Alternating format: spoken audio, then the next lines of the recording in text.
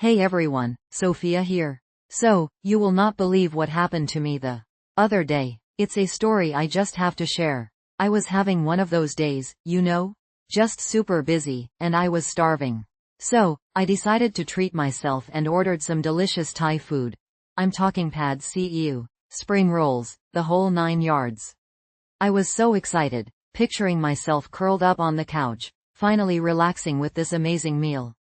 The delivery person arrived. I practically skipped to the door, and when I opened the bag, it was completely wrong, not even close. Instead of my Thai feast, I had, well, let's just say it involved a lot of potatoes and gravy.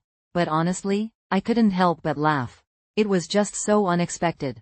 I was hungry, yes, but the sheer absurdity of it all just struck me as hilarious. I mean, potatoes and gravy when I was expecting pad see. It's a story I've been telling everyone, and now it's your turn to hear it. So, let's begin our exciting journey of English improvement together. And remember, I release new videos daily focusing on English speaking and listening skills to help you improve and enjoy your learning journey. Hi everyone, I'm Olivia, and I wanted to share a little story about my, shall we say, adventures with storytelling. This all took place a few summers ago. Picture this. A hazy, late afternoon sun dappling through the leaves of the giant oak tree in my backyard. I'm perched on the swing set, the metal chains slightly warm from the sun, gently swaying back and forth. Iced tea sweating on the little wooden table beside me, and the air thick with the smell of freshly cut grass. Pure bliss, right? Well, it was about to get a whole lot more interesting. See, my niece, Lily, who was about 7 at the time, was visiting. Lily, with her bright, curious eyes and boundless energy, was a whirlwind of a child. She'd spent the morning catching butterflies, 0 success, much to her dismay, and building a magnificent, if slightly lopsided, fort out of blankets and garden chairs. Now, she was bored. And when Lily was bored, the whole world knew about it. Auntie Olivia, she whined, dragging out the, oh like it was made of taffy, I'm boo red. Now, I'm not usually the most spontaneous person, but something about that lazy afternoon, the warm sun, and Lily's adorable pout sparked an idea. Tell you what, I said, grabbing a handful of smooth, gray pebbles from the base of the oak. Let's tell a story, together. Lily's eyes lit up like fireflies. How? She asked, instantly intrigued. We'll use these, I said, holding up the pebbles. Each pebble represents a part of the story. You put down a pebble, you add a sentence. I put down a pebble, I add a sentence. And we see where it takes us. We started simple. Lily placed a pebble down. There once was a princess who lived in a giant mushroom. I followed with, and this mushroom had a door made of licorice. Back and forth we went, building a wonderfully bizarre tale of a mushroom-dwelling princess, a mischievous squirrel with a penchant for shiny things, and a grumpy cloud that rained lemonade. We were giggling, completely engrossed in our collaborative world-building, when we hit a snag. We'd reached a point in the story where the princess was trapped in a giant spiderweb. Lily placed her pebble down, her brow furrowed in concentration. And then, I don't know what happens next. I saw the flicker of frustration in her eyes. Here was our challenge. How do we keep the story going? I could have easily jumped in and offered a solution, but I wanted Lily to find her own way. Take a deep breath, I suggested, picking up my iced tea. Sometimes stories need a little time to brew, just like this tea. I took a long, slow sip, demonstrating. Lily mimicked me, her little shoulders relaxing. Then, her eyes widened. The squirrel, she exclaimed, grabbing a pebble. The squirrel throws a sparkly rock at the spiderweb, and it breaks. From there, the story flowed again, even more fantastical than before. We finished our tale with the princess, the squirrel, and even the grumpy lemonade cloud celebrating with a picnic on top of the giant mushroom. As the sun began to set, casting long shadows across the yard, we gathered our pebbles, our story complete. That day, under the oak tree, I rediscovered the magic of storytelling, not just in the telling, but in the shared creation, the collaborative journey into the imagination. And who knows, maybe someday, Lily and I will write down the tale of the Mushroom Princess, the sparkly squirrel, and the lemonade cloud. It certainly deserves to be shared. Hi everyone, Sophia here. I was just thinking about my first marathon the other day, and it felt so vivid, like it happened just yesterday. I'm sitting here in my sun-drenched kitchen, sipping chamomile tea, the afternoon light streaming through the window, and the memory just washed over me. It's funny how certain scents, sounds, even the quality of light can transport you, isn't it? It was a crisp autumn morning in Chicago, the kind where the air has a bite but the sun promises warmth. I remember the nervous flutter in my stomach as I laced up my trainers. I'd been training for months, pounding the pavement, diligently following my training plan, but nothing could truly prepare you for the sheer scale of a marathon. The energy at the starting line was electric, a buzzing hive of anticipation. Thousands of us, all different shapes, sizes, and backgrounds, united by this shared, slightly crazy goal. I remember seeing a woman with a bright pink tutu, a man dressed as a hot dog, and a group of friends all wearing matching tie-dye shirts. It made me smile. We were all in this together. The first few miles were a blur of excitement and adrenaline. The crowds cheered, the music pulsed, and my legs felt surprisingly light. I high-fived children holding out their hands, exchanged encouraging nods with fellow runners, and took in the sights of the city. Around mile 18, though, things started to change. The initial exhilaration faded, replaced by a dull ache in my knees. My breath grew ragged, and the road seemed to stretch endlessly before me. Doubt, that insidious little voice, began to whisper in my ear. You can't do this, it hissed. Just stop, walk, no one will judge you. That's when I saw him. An older gentleman, probably in his 70s, shuffling along beside me. He was wearing a faded marathon t-shirt from years past, and his face was etched with determination. He noticed me struggling and gave me a small, encouraging smile. Almost there, he rasped, his voice hoarse but full of warmth. Just keep putting one foot in front of the other. And that's exactly what I did. I focused on his words, on the rhythm of my breathing, on the next step, and the next, and the next. The last few miles were a grueling test of will, but the crowds grew louder, the energy more palpable, urging us on. And then, finally, there it was, the finish line. Tears welled up in my eyes as I crossed that line, a wave of emotion washing over me, relief, exhaustion, pride, and pure, unadulterated joy. I didn't get a record-breaking time, and I certainly didn't look graceful crossing that finish line, but I finished. And in that moment, that's all that mattered. I'd pushed myself beyond what I thought possible, and discovered a strength I never knew I possessed. Sipping my tea now, the warmth spreading through me. It's not the pain I remember, but the feeling of accomplishment, the shared humanity, and the quiet whisper of the old man's words. Just keep putting one foot in front of the other. I think that's a lesson that applies to more than just marathons, don't you? Maybe one day, I'll put on those trainers again and chase that feeling once more. Hey everyone, learning a new language can feel like climbing a mountain, but remember, every step you take brings you closer to the peak. Keep speaking until your dreams start answering back. Think about it. The more you practice, the closer you get to fluently chatting with people from different cultures, exploring new opportunities, and truly experiencing the world in a new way. It's like unlocking a secret door to a world of possibilities. Honestly, it feels like magic when you realize how far you've come. And you know what? There's a fun and easy way to practice every single day. Narrating funny incidents. Imagine this.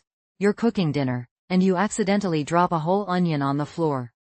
Instead of just sighing, start narrating the incident out loud in English, like you're telling a story.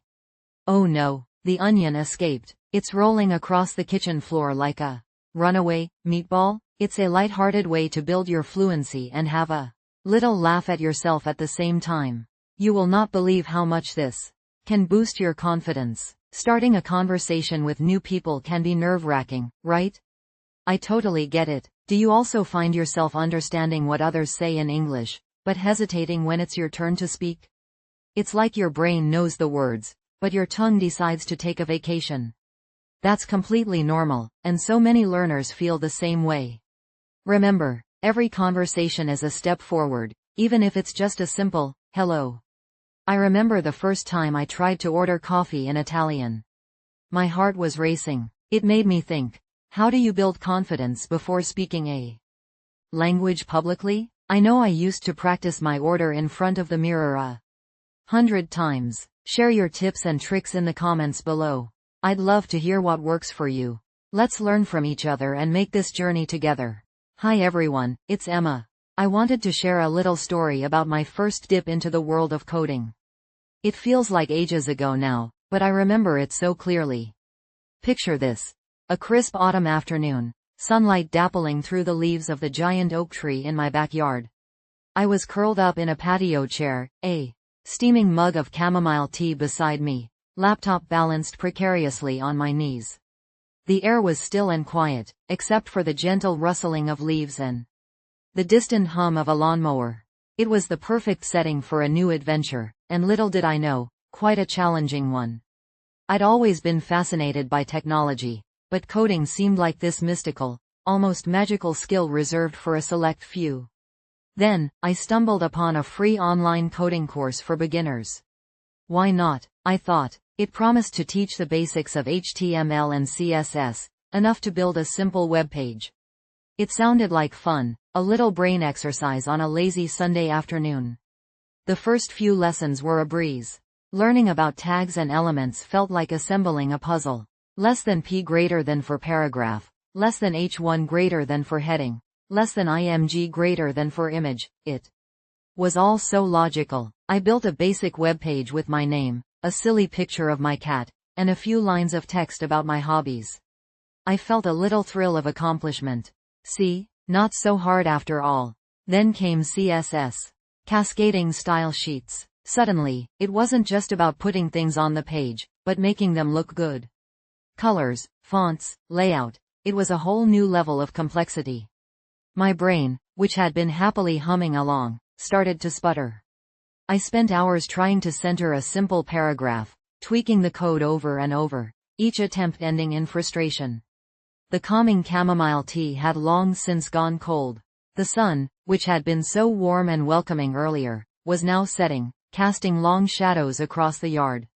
My key moment, my little coding crisis, came when I tried to change the background color of my webpage. I wanted a soft, calming blue, but no matter what code I entered, the background stubbornly remained white. I typed and retyped, checked and rechecked, compared my code to the examples in the lesson, but nothing worked. Finally, after what felt like an eternity, I spotted it. A single, misplaced semicolon. One tiny character hiding in a sea of code, causing all my problems. I deleted it, refreshed the page, and there it was. My calming blue background. The feeling of relief, of finally conquering that tiny semicolon, was immense. It was more than just fixing a line of code, it was a tiny victory over self-doubt. It taught me the importance of patience, attention to detail, and the power of perseverance. The sun had completely set by then, leaving the backyard bathed in the soft glow of twilight. I closed my laptop, a gentle smile playing on my lips. My first foray into coding had been a roller coaster of emotions, from the initial excitement to the frustrating struggle, and finally, the quiet satisfaction of success. I knew I had barely scratched the surface, but I also knew that this was just the beginning of a new, exciting journey. And who knows, maybe one day, I'll be building more than just a simple web page with a picture of my cat. Hi everyone, I'm Olivia, and I have a little story to share about a recent juice adventure. It all started on a sunny Saturday afternoon. I was at the farmer's market, buzzing with that happy weekend energy. The air was thick with the smell of ripe peaches and freshly baked bread, and live music drifted from a nearby stall. I was browsing the colorful displays of fruits and vegetables, feeling that familiar pull towards all things fresh and vibrant. See, I'm a bit of a juice fanatic. Not the pre-packaged, sugary kind, oh no. I'm talking about the homemade, experimental, throw everything in the blender kind. I love the thrill of creating new flavor combinations, and the farmer's market is my absolute playground. That day, my eyes landed on a crate of bright red plums, so plump and juicy they looked like they might burst. Next to them, a mountain of fuzzy apricots, practically glowing in the sunshine.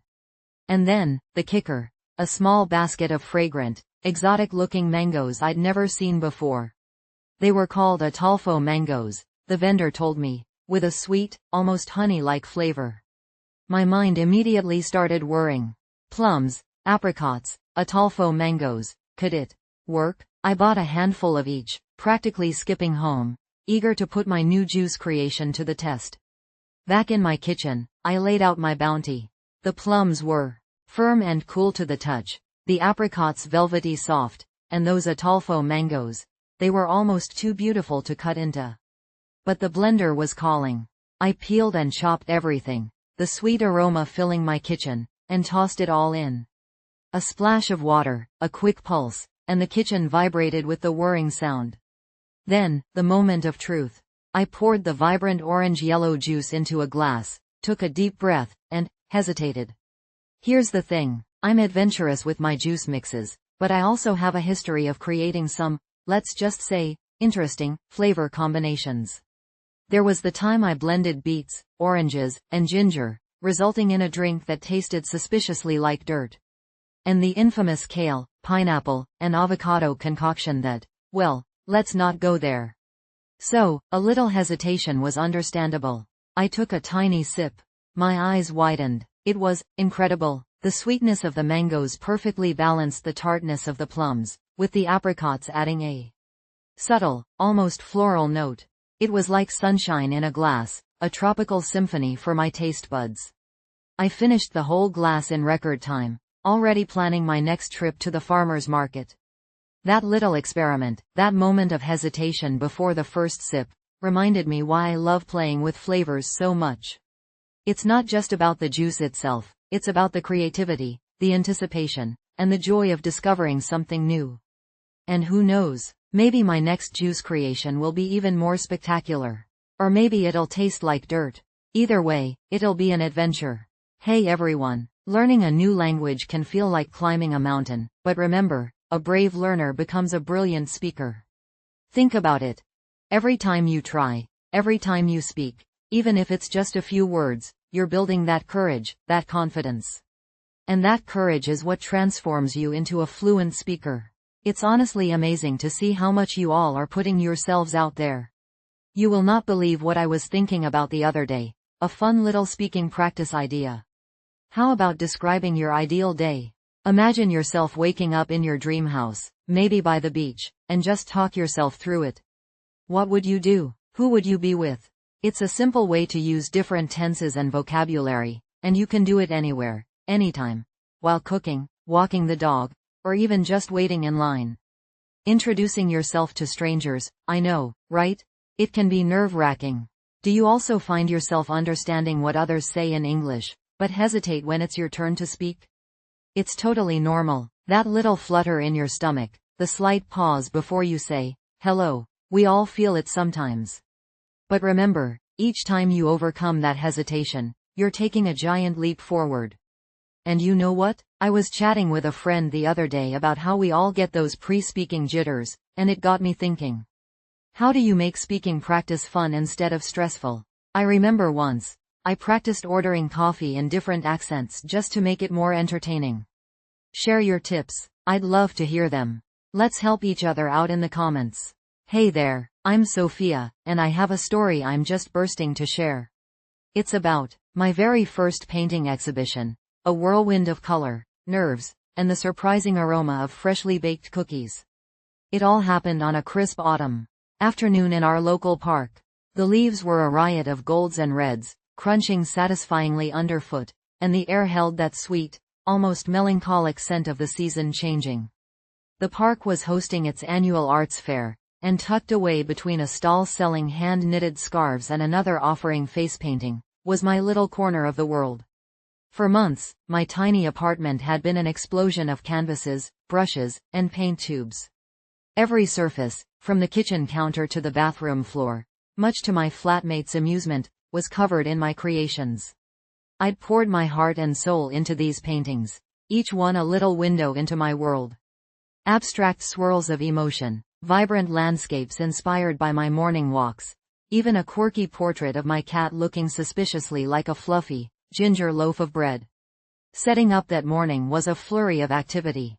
My friend, Liam, bless his heart, helped me wrestle with the easel, while I nervously arranged my paintings, second-guessing every placement.